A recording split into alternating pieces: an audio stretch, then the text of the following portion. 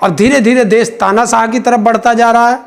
जनता अगर अब भी नहीं संभली तो ये देश तानाशाह बन के रहेगा। धर्म का नशा इनकी नसों में इस तरीके से भर दिया गया है कि उसे कुछ नहीं दिखाई दे रहा। इस देश को कोई माई का लाल हिंदू राष्ट्र नहीं बना सकता, क्योंकि ये हिंदू राष्ट्र ना था, ना है, ना होगा। लाखों साल पुराना देश है।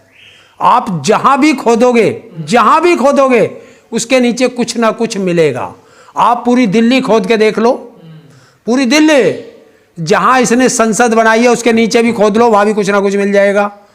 जहां राष्ट्रपति भवन है उसको भी खोद लो, क्योंकि अंग्रेजों ने भी तो कुछ ढा करके बनाया होगा राष्ट्रपति भवन, उसके नीचे खोदो। जहां प्रधानमंत्री रहते हैं उसके नीचे खोदो, कुछ ना कुछ मिलेगा।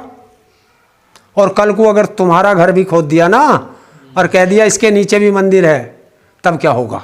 देखिए, सरकार बेलगाम इसलिए हो गई है कि उसने सारे देश के जितने भी संस्थान थे सबको अपनी मुट्ठी में कर लिया है और देश तानाशाह की तरफ बढ़ना शुरू हो गया है।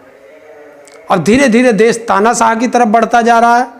जनता अगर अब भी नहीं संभली तो ये देश तानाशाह बन के रहेगा।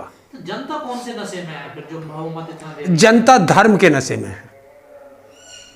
धर्म का नशा इनकी नसों में इस तरीके से भर दिया गया है कि उसे कुछ नहीं दिखाई दे रहा।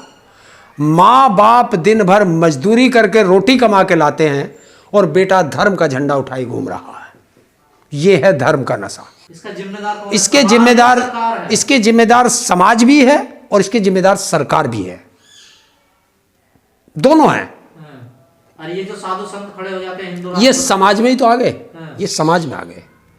और ये साधु संत खड़े नहीं होते, इनको खड़ा किया जाता है। आप देखो ना, एक पता नहीं वो कौन है, धीरेंद्र क्या नाम बताते हैं उसका, है वो तुम्हारे नाम की भी पर्ची निकाल देगा, इनके नाम की भी पर्ची निकालेगा, मेरे नाम की भी पर्ची निकालेगा, लेकिन खुद जो है भारत सरकार की सुरक्षा लेके घूम रहा है। जिस आदमी को अपने मरने का नहीं पता वो तुम्हारे मरने का और जीने का बता देता है।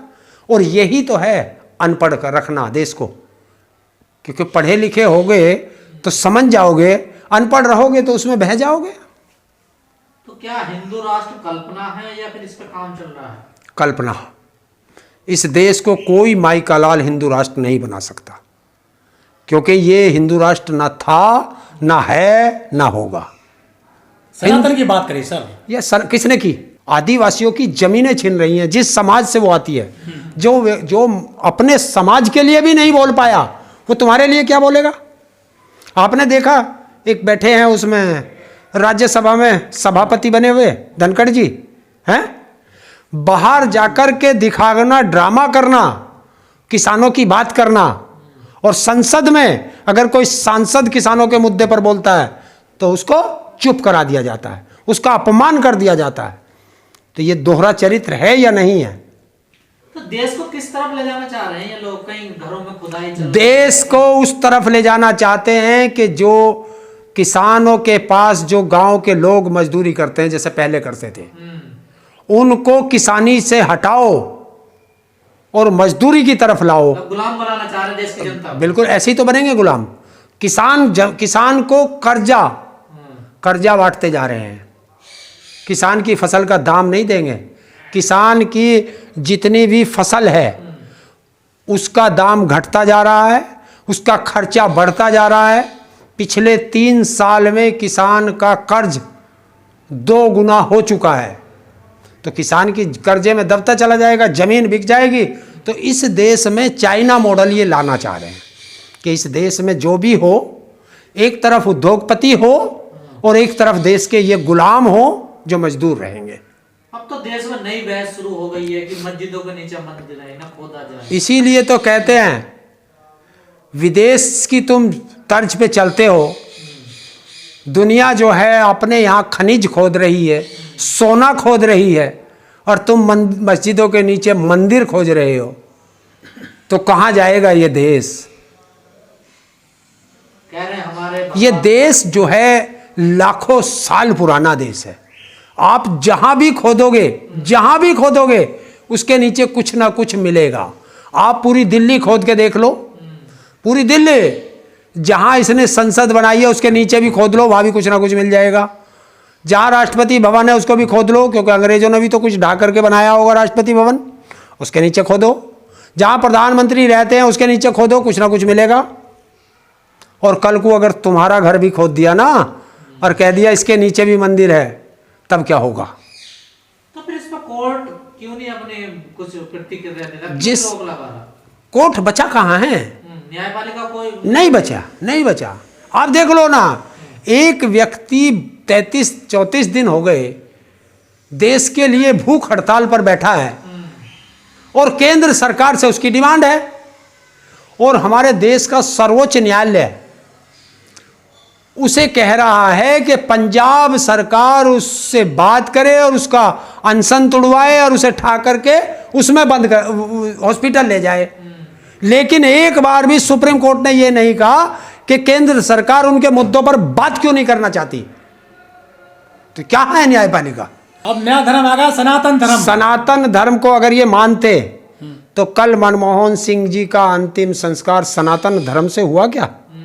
हमारे सनातन धर्म में, अब मैं इन राजनेताओं की बात पे नहीं जाता किसी की भी, सनातन धर्म की बात करिए जिनको आप धर्म गुरु कहते हैं, उनसे पूछिए जहां जिस व्यक्ति की अंत्येष्टि होगी उसका स्मारक उसी स्थान पर बनता है। ये थोड़ा ही है कि मुझे जला दोगे आप जाके कलकत्ता में और स्मारक बना दोगे आके यूपी में।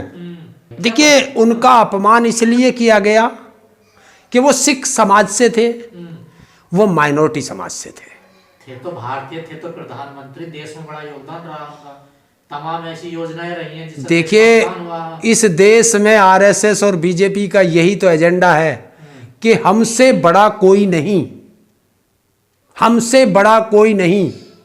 नहीं, सब प्रधान, अगर यही काम अटल बिहारी वाजपेयी के लिए कर दिया जाता, अटल बिहारी वाजपेयी के लिए इन्होंने 1 घंटे में जमीन कैसे खोज ली थी भाई?